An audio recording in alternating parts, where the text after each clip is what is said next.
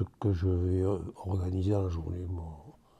Mais je ne vais pas dire mon travail, puisque maintenant je ne travaille plus, mais ce que je vais faire, D'accord. Ok. Simplement. mon planning, voilà.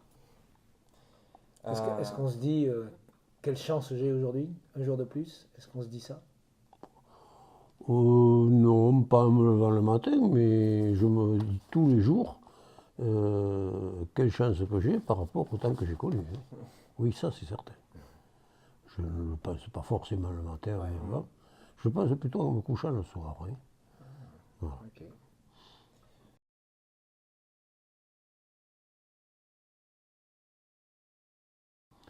Ben, le retour de ma santé, que j'avais perdu complètement. D'accord. Il pesait 35 kilos, hein. J'étais, j'étais une ombre. Je n'existais plus. Je souffrais. J'avais honte parce que tout le monde était autour de moi, j'embêtais tout le monde. Au secours, je me noie, au secours, j'ai mal, au secours, euh, je vais disparaître. Ben, j'ai tout imaginé. Là, par contre, le matin, je me levais en me demandant comment j'étais encore là. Et c'est une expérience dont je parlerai, je pense, plus tard. La mort est venue me chercher plusieurs fois. J'expliquerai comment, et j'expliquerai comment je m'en suis sorti surtout. Parce qu'il faut s'en sortir, et on peut s'en sortir, pas dans tous les cas. Il arrive un jour où elle gagne, hein, tout le monde le sait. Mais elle peut venir vous chercher à des moments où vous ne devez pas partir, et c'est à vous de réagir, et il faut réagir d'une certaine manière. C'est très très difficile. C'est inné parce que ça, on l'apprend pas. Non, Voilà. non, non, mais je crois que ça fait partie de votre personnage. Moi, si vous voulez, quand la mort est venue me chercher, j'étais déjà quelqu'un qui, dans la vie, avait été ce qu'on peut dire un battant, puisque j'avais toujours couru après le mieux, hein, pour ma famille, pour mes employés, pour mon usine. Je courais toujours après le mieux. Bon, donc j'étais habitué à me battre, à trouver des difficultés, à avoir des revers, parce que je n'ai pas tout réussi, et à m'en remettre. Et là, lorsque l'amour est venu me chercher, eh bien, j'ai refusé, et j'ai dit non. Et là, c'est mon esprit qui a pris le relais, puisque j'étais, je pense, dans un coma. Ce qui le prouvera, c'est que plus tard, on a décelé que j'avais fait 3 AVC, alors que je ne m'en suis pas aperçu, hein. Donc, je pense que c'était à ces moments-là, hein. Et c'est ma volonté qui a fait que je ne suis pas parti. Parce que la mort, c'est quelque chose de très doux, dont il ne faut pas avoir peur. C'est quelque chose qui vous enlève toute souffrance. Vous ne souffrez plus. C'est très agréable. Ça vous entoure. Ça vous. J'ajoute que je ne suis pas croyant, hein. Donc, vous voyez, c'est d'autant plus un témoignage. C'est très doux, c'est un airbag. Mais c'est beaucoup plus doux, certainement, qu'un airbag. J'ai jamais ressenti d'airbag sur moi, mais l'airbag, c'est du caoutchouc. Là, c'est du coton. Là, c'est du coton. C'est quelque chose de très doux qui vous enveloppe et qui vous amène. Et vous débattez, vous débattez, vous débattez avec les pieds, avec les mains, avec les jambes. En fait, vous ne bougez pas. Vous vous débattez. Mais vous êtes pris, vous êtes entouré. Donc, alors, comme vous ne pouvez pas bouger, vous hurlez pour appeler quelqu'un. Et moi, je hurlais pour appeler ma femme qui était ici. Et je l'appelais, et je ne comprenais pas, elle ne venait pas. Elle ne venait pas, je ne comprenais pas. Je dis, mais pourquoi elle ne vient pas m'aider? Pourquoi elle ne vient pas m'aider? Et puis, de l'autre côté, je dis, non, je ne veux pas partir, je ne veux pas partir, je ne veux pas partir. Mais monsieur, mais ça demande une puissance d'esprit que vous ne pouvez pas imaginer. C'est quelque chose d'épouvantable. Et tout d'un coup, ça vous lâche. Là, vos douleurs reprennent. Et vous allez voir votre épouse et vous lui dites, mais pourquoi tu n'es pas venu monter? Mais pourquoi tu m'as appelé? Mais j'ai hurlé, j'ai crié, j'ai bougé, je me suis débattu. Oh non, tu n'as pas bougé, tu n'as pas crié, tu n'as rien fait. Voilà. Et ça m'est arrivé 3 fois. Non. Je vais vous dire, sur le plan santé, je vais dire non. Après, comme j'étais quand même un industriel, sur le plan professionnel, c'est sûrement possible. Parce que vous tirez des enseignements de votre échec. Moi, j'ai réussi mon entreprise par la connaissance de tout ce qu'il ne fallait pas faire, que j'ai vu chez mes patrons. Et vous voyez, j'ai un patron qui m'a appris tout ce qu'il fallait faire, mon patron d'apprentissage, et après j'ai eu deux patrons qui, eux, m'ont montré tout ce qu'il ne fallait pas faire. Donc je dis que j'ai eu un parcours idéal pour monter une entreprise. Quand vous avez d'un côté, on vous a enseigné, en vous aidant au maximum, en vous apprenant tout ce qu'on peut vous apprendre, et puis tout d'un coup, vous allez dans une entreprise où là, vous êtes là pour utiliser votre savoir, et au contraire, là, vous vous rendez compte que c'est une entreprise de destruction qui fait tout ce qu'il ne faut pas faire. Bon, eh bien, si vous voulez vous installer plus tard, vous avez vraiment les bases.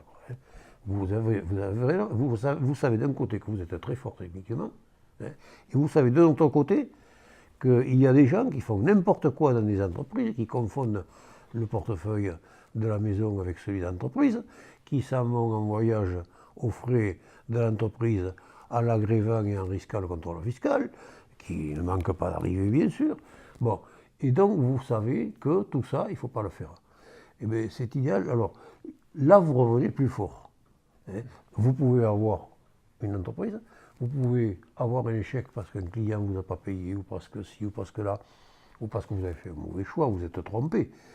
Et vous pouvez repartir et redevenir plus fort. Mais sur le plan santé, quand vous avez subi un gros coup, vous allez peut-être revenir plus fort sur le plan spirituel. Hein. Mais sur le plan physique, vous êtes diminué quand même. Quand vous avez subi un très gros dégât, vous êtes bien diminué.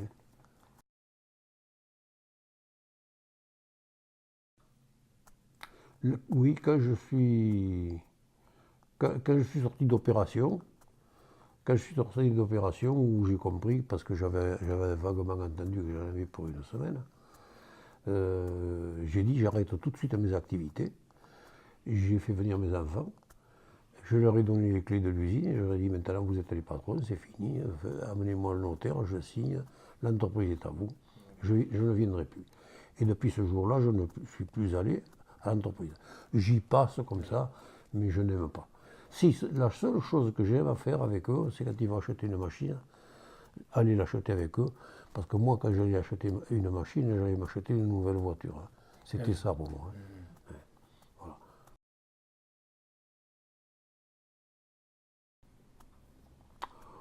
Alors, je vais vous dire, ce qui me pousse bon, d'abord, ma famille, hein, parce que j'ai la chance d'avoir une famille qui est unie, on s'entend à peu près bien les uns les autres. J'ai 3 fils qui sont formidables, avec leurs avantages et leurs inconvénients, comme moi, comme tout le monde. Hein. Mais ce sont des enfants qui se sont bien comportés, qui ont à peu près réussi leur vie, qui ont une famille. J'ai la chance d'avoir 6 petits-enfants formidables, mais ce qui me pousse quand même aussi autre qu'à la famille, parce que c'est ce qui est important, parce que la famille c'est souvent là, mais pas toujours compter sur la famille et les amis pour vivre. Hein. Moi, ce qui me pousse, c'est la nouvelle saison de chasse, que j'attends avec impatience et que je veux faire. Donc, vous voyez, je vais chercher mon pain et tout ça avec mon petit chien à pied pour me tenir en forme, pour arriver à la chasse et ne pas souffrir. Parce que quand je vais à la chasse, je marche toute la journée. Hein. Bon, alors la nouvelle saison de chasse, quand la chasse est finie, c'est la nouvelle saison de pêche, et entre les deux, c'est les champignons. Hein. Voilà. Et donc tout ça. Alors après, ma femme est malade, je m'occupe d'elle, et je vous ai dit la famille, et puis je me suis appris, par les travers de ma maladie, je me suis appris à faire un peu la cuisine. Et je m'y suis pris et j'aime ça. Donc, La passion. Tout ça, vo- c'est de la passion. Voilà. La Donc, famille je et fais la passion. cuisine. Famille et passion. Je fais la cuisine. Alors, ce qui est paradoxal, c'est que je faisais de la cuisine que je ne pouvais pas manger. Ouais. Je la faisais pour les autres. Mais il me semblait que quand je les voyais se régaler, il me semblait que c'était moi.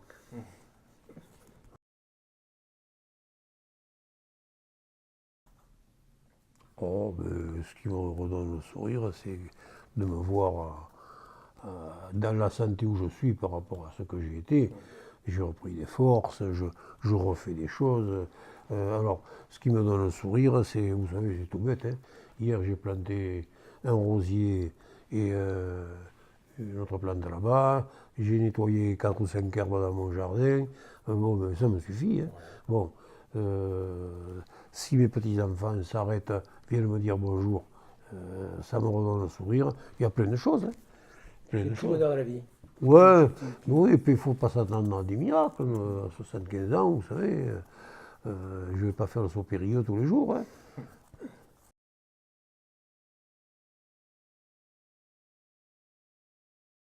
La volonté. La volonté, je crois que la volonté. De toute manière dans la vie, vous savez, c'est la volonté. Tout le monde ne peut arriver à faire quelque chose. Je ne dis pas à être président de la République, c'est pas vrai, hein. Moi, j'ai fait un petit patron. Quand je me compare à ceux qui ont monté le web, sur le web, les startups qui existent avec des milliers d'entreprises, je suis minable, quoi, hein. Mais je suis content de ce que j'ai fait. Et j'ai réussi à faire un peu quelque chose. Et je pense que tout le monde peut faire quelque chose, aussi petit que ce soit, hein.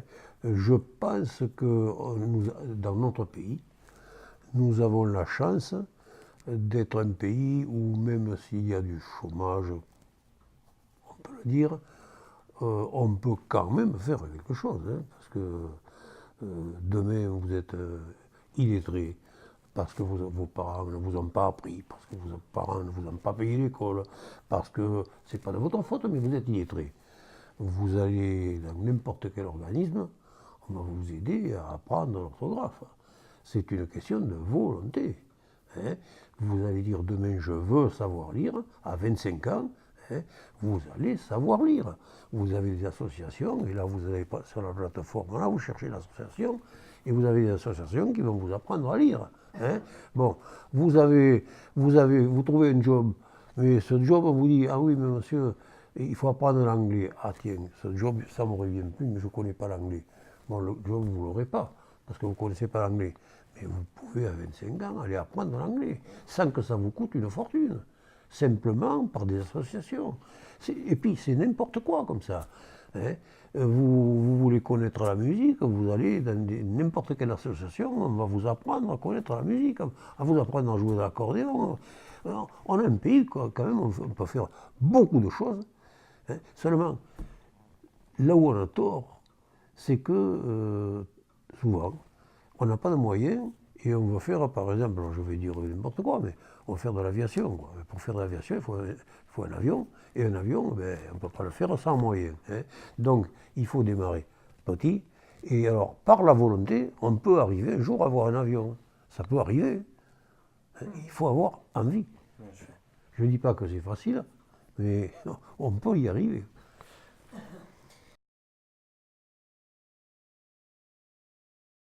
Ah, moi j'ai aimé les grands rugbymen. Les grands rugbymen, mais je n'aime plus le rugby. Mais j'ai beaucoup aimé le rugby. Je ne l'ai jamais pratiqué, je ne suis pas un sportif, hein. Et je n'étais pas grand féru de sport. Par contre, j'ai aimé les jolis matchs de rugby. Tant que ce n'était pas du rentre-dedans et du pouce tant que je te peux, hein. Maintenant, c'est devenu n'importe quoi. On ne prend que des athlètes qui ont une puissance phénoménale. Mais bon, bien, alors mettons-les au judo ou à la lutte et puis on va voir autre chose, hein. Moi, on est devenu, grâce à mon fils, des grands amateurs de judo, puisque nos 3 fils sont ceinture noire. Il y en a un qui a fait la compétition, qui est arrivé champion de France scolaire. Bon, Donc on aime le judo. Alors là, qu'on pousse et qu'on tire, d'accord. Hein. Mais le rugby, c'est autre chose. Hein. C'est de l'ouverture. Bon, le rugby de maintenant, c'est du rentre-dedans, c'est du pouce le ballon sur 1 mètre et tu gagnes 2 mètres, tu gagnes terrain. Quoi, hein. Alors je n'aime plus le rugby, je ne le regarde plus. Mais j'ai aimé les grands champions, Albala Desjous, Rive, et Jean-Pierre Rive, Fouroux, Fouroux, ça a été le meilleur. Bon, pour moi, c'est le meilleur. Hein. Est-ce que vous avez connu Jean Trio? Trio, qui a joué à Bègle. C'est ça. Hein. Il y a eu le tout petit Gachassin. Oui. Allez mettre Gachassin maintenant sur un terrain, il va se faire massacrer. Il est trop petit. Bon, alors quoi, c'est un jeu maintenant pour les gens. On est venu au rugby américain, quoi. Hein, on en est là. Alors voilà, moi, mais les grands sportifs, je les admire, hein, parce que je sais ce que c'est pour arriver. À l'excellence. Alors là, de la volonté, il en faut. Hein. Là, il en faut. On n'arrive pas à même champion de France, simple champion de France, dans n'importe quel sport, sans une volonté énorme. Parce que des heures et des heures, il faut en passer. Parce que des meilleurs que vous, il y en a toujours. Hein.